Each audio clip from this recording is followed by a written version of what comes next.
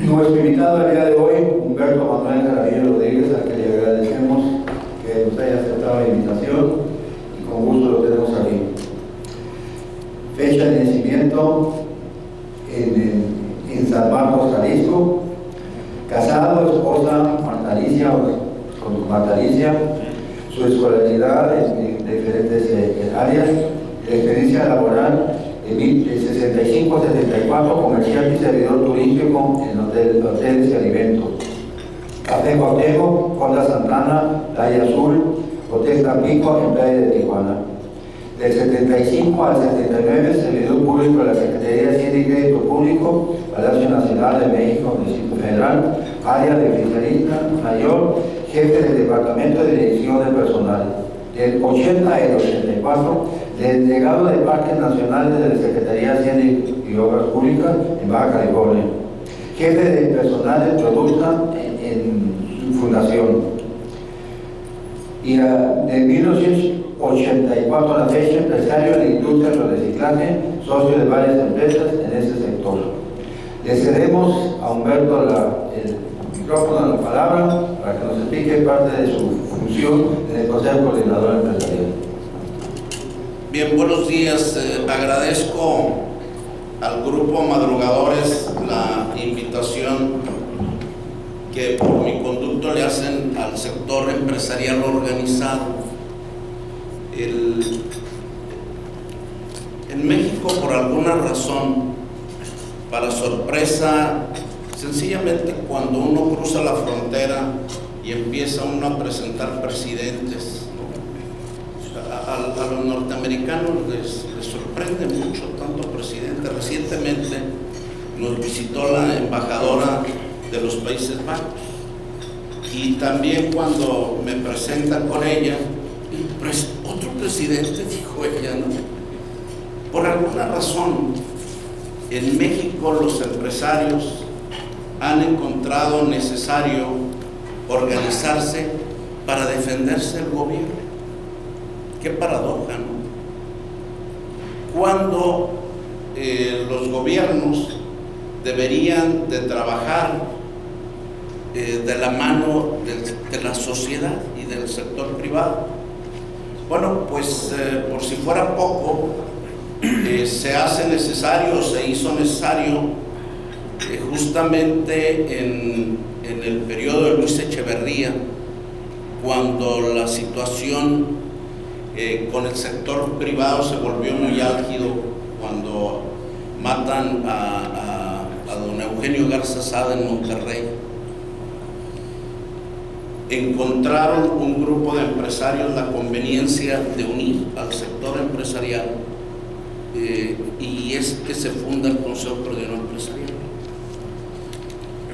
Y le mandan una carta a Hugo B. Margain, que era secretario de Hacienda, para decirle que los empresarios se unían no en contra del gobierno, sino para favorecer las instituciones. Si algún interés tiene el sector privado, es el fortalecer las instituciones. Yo creo que a nadie nos conviene tener instituciones débiles y gobiernos pues que no gobiernen. Desgraciadamente, ahora por causas diferentes, me parece que el país está atravesando por una crisis sin paralelo. Hay varios estados de la República, varias entidades federativas fallidas, donde los ciudadanos se han tenido que organizar en autodefensas y el crimen organizado ha tomado el control de algunas otras entidades, como es el caso de Tamaulipas, concretamente, el tema de Guerrero, el tema de Michoacán. Y bueno, pues esto se está volviendo, me parece, un tema preocupante, no exclusivo del sector empresarial, sino de la sociedad toda.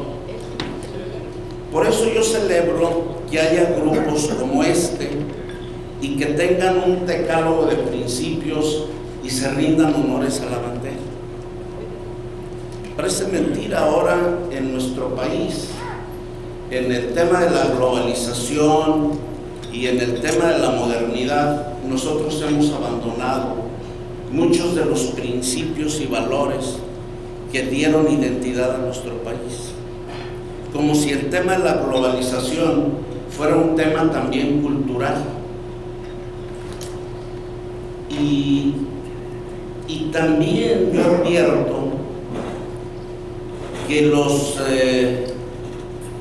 los hombres de mi edad que conservamos esos principios no hemos sido lo suficientemente eficientes para trasladarlo a nuestros hijos. Pareciera que ahora la internet y la modernidad está reñida o peleada con situaciones que no deberían de abandonarse nunca. El consumo de drogas ha crecido en nuestro país. Este país cometió, a mi juicio, un pecado de omisión. Hubo alguna vez un presidente que dijo que nosotros éramos el trampolín y ellos la alberca. Solo que esa alberca ya se nos derramó, ya invadió nuestro país. Y un país donde sus jóvenes desde muy temprana edad están teniendo contacto con drogas que generan una adicción, pues lleva a la pérdida y a la desintegración de las familias. También nosotros ya cumplimos 50 años de maquiladores. Y eso a mí me parece, y lo he repetido, que es una vergüenza. No por las maquiladoras, que no se me malinterpreten, sino porque nosotros no hemos sido capaces de superar esa etapa de maquila. No hemos sido capaces de integrar contenido nacional a las exportaciones de la industria maquiladora. Y por si fuera poco, hoy tenemos el presidente número 45 de los Estados Unidos, que nos ha tratado muy mal a los mexicanos, pero como si necesitáramos ayuda, porque nosotros mismos hemos tratado muy mal a los inversionistas en nuestro país, y voy a tratar de explicar por qué. Nosotros cada año esperamos con sorpresa una miscelánea fiscal en la cual pueden venir aberraciones como gravar las importaciones temporales, que es inclusive violatorio al Tratado de Libre Comercio. Cuando la Secretaría de Hacienda se da cuenta del error grave que comete, da la facilidad de la certificación y permite que las empresas maquiladoras se certifiquen. Esto de grabar las importaciones, la justificación fue que se hacía mal uso del programa en maquila. Entonces, que mucho producto que entraba en un régimen de temporalidad se quedaba en nuestro país. Y seguramente no le faltaba razón a la Secretaría de Hacienda, pero es como querer matar a las vírgenes para que no haya violaciones. Pues si hay identificado un problema, combátelo, pon remedio, pero no castigues a todos por igual. El precio de los energéticos y ahora el precio de la energía eléctrica, que entra en vigor ahora en marzo con incremento del 13 al 17% para la industria, tiene un sentido de multiplicación y de multiplicación de los precios, porque necesariamente uno de industrial, si un producto o servicio se te encarece, tienes que trasladar ese costo al consumidor final. Entonces, ¿qué va a pasar? Vamos a tener una inflación mayor. Ya el Banco de México ayer revisó la expectativa de crecimiento y lo baja de 2.5 a 1.5 1,5, 1/3, y nuestro presupuesto está en base a 2,5, entonces vamos a tener un déficit presupuestario serio. Entonces, me parece que el presidente Donald Trump solo vino a empeorar un poquillo y hacernos reflexionar de la importancia que tiene esa industria maquiladora, que yo digo que a mí me parece vergonzante, pero que ahorita es la que genera empleos formales. Y si además hay la amenaza de mayores deportaciones, de las que ya han venido habiendo desde el periodo del presidente Obama, pues nuestro país está en problemas.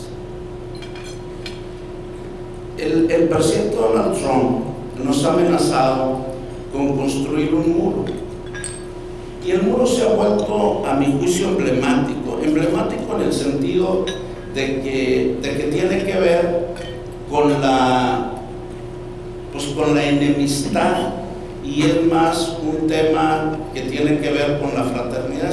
Es evidente que nos ven mal, ¿no? Que nos quieren construir un muro. A mí eso me da risa, porque al menos aquí en la frontera Tijuana-San Diego ya tenemos dos, ¿no? Entonces uno más como que sería lo de menos, que lo va a pagar grabando las remesas de nuestros connacionales en Estados Unidos. Y yo también les pido que pensemos qué hacemos con el otro 98% de las remesas. Los gobernadores expulsores de las entidades expulsoras de migrantes no salen de Los Ángeles y de Chicago organizando sus comunidades para irles a pedir dinero para obra pública en un programa que se conoce 3x1, donde el migrante pone un peso y el gobierno del estado y el federal pone otro peso, y arreglan algunas comunidades y hacen obra pública con ello. Pero el resto se va a gasto. Las compañías encargadas del traslado de valores, aparte de que cobran comisiones que me parece que son muy altas y juegan muy bien con el tipo de cambio a la hora de entregarle al beneficiario el beneficio de esa remesa, si el lugar en donde lo recibe es una tienda de conveniencia donde venden refrigeradores, estufas y televisiones, pues la señora que recibe ese beneficio mensualmente, al siguiente mes va a salir cargada de electrodomésticos en abonos y con intereses facilitos, ¿no? Y entonces se va a gasto.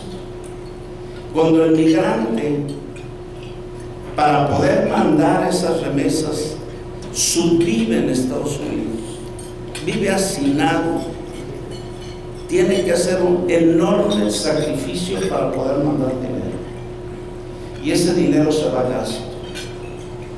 ¿Por qué no somos capaces de crear fondos de inversión para esa gente y pudiéramos ofrecerles rendimientos, cuando menos a una parte de ese dinero, que no es poca cosa, para que cuando ellos decidan regresar, o Donald Trump decida mandarlos de regreso, pues no regresen peor que como se fueron? Y digo que peor porque ya regresan con la angustia de haber ganado dinero y no conservar nada. Eso a mí me parece muy triste, y me parece que lo deberíamos de reflexionar. Entonces el mensaje y la provocación a grupos de sociedad como este es a que tengamos un sentido más autocrítico de las circunstancias por las que está transitando el país. A mí me parece que sí debemos de luchar por fortalecer las instituciones, pero instituciones que reconozcan En primer lugar, que la sociedad retome su papel de mandatario. Aquí me llama la atención que uno de sus principios en su decálogo es una frase que el gobernador de Baja California repite siempre. Pero cuando se repite y no se valida con hechos, pues queda como una frase esta de que tanta sociedad como sea posible y tanto gobierno como sea necesario.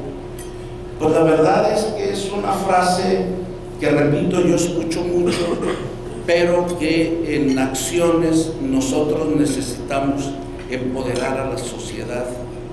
El camino sería por el poder legislativo, a mi juicio, porque son ellos, los diputados, los que nos representan.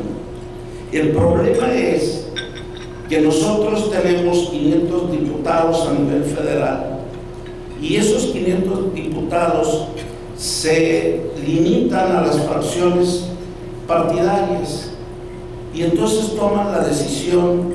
Pues ¿qué le parece? En comisiones no creo que más de 20 o 30 diputados tengan el control total de la voluntad y el pensamiento de 500 diputados. Entonces dice uno, ¿para qué quiero tantos? Si al final no me representan, si al final no me escuchan. Ha habido diputados de diversos partidos que se tienen que dejar de venir o se esconden porque votan contra la entidad a la que representan en diferentes situaciones que ya hemos tenido en el pasado. Y lo peor es que ni siquiera ese tipo de conductas tiene certificado de origen en un partido político, como que todos son iguales.